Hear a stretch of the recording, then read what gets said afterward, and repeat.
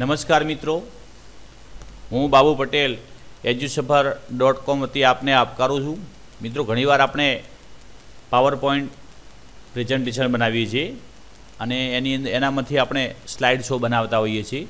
તો આ સ્લાઇડ શોની અંદર પાસવર્ડ સેટ કેવી રીતે કરવું તો એના માટે અહીંયા જોઈશું. તો સૌપ્રથમ પાવરપોઈન્ટ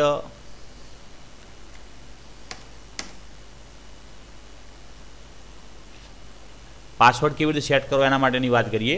તો સૌપ્રથમ તમારે પાવરપોઈન્ટ પ્રેઝન્ટેશન જે છે એને માઇક્રોસોફ્ટ પાવરપોઈન્ટ 2007માં ખોલવાનું. અહીંયા આગળ સૌપ્રથમ ઉપરના ભાગમાં અહીંયા ક્લિક કરીશું. ઓફિસ બટન લખેલું છે અહીંયા આગળ ક્લિક કરતાં આવા ઓપ્શનો ખોલશે. એમાં સેવ એજ પસંદ કરીશું. સેવ એજ ઉપર ક્લિક કરતાં અહીં સેવ એજ ટાઈપ છે ત્યાં આગળ આપણે સ્લાઇડ શો સિલેક્ટ કરવાનું છે.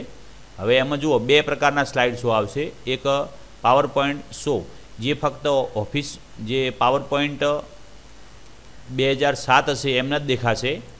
તો જે લોકોને ઓફિસ 2003 હશે એમને દેખાશે ને એના માટે આપણે નીચેનું ઓપ્શન પસંદ કરીશું.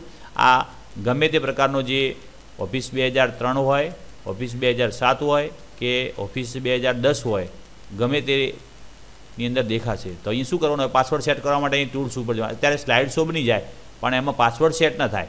હવે અહીંયા આગળ ટૂલ્સ ઉપર ક્લિક કરશું. એમાં જનરલ ઓપ્શન છે, એમાં બે જગ્યાએ પાસવર્ડ નાખવાનો આવશે.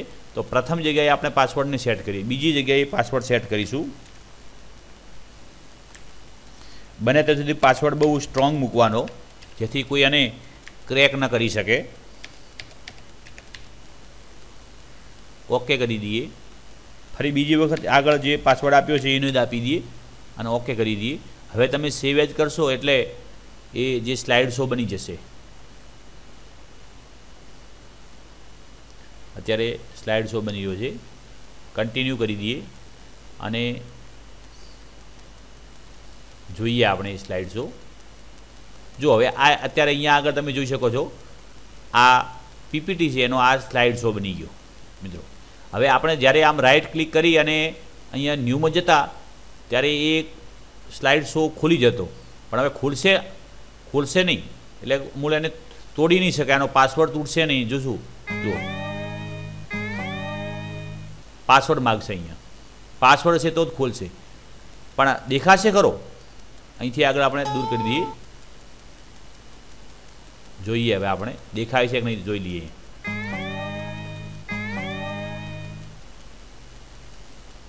જો અહીંયા તમે જોઈ શકો છો સ્લાઇડ શો.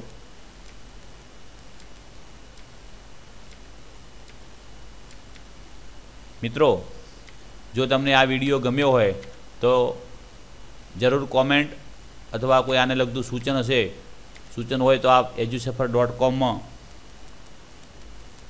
જરૂર જણાવશો કોમેન્ટ સ્વરૂપે.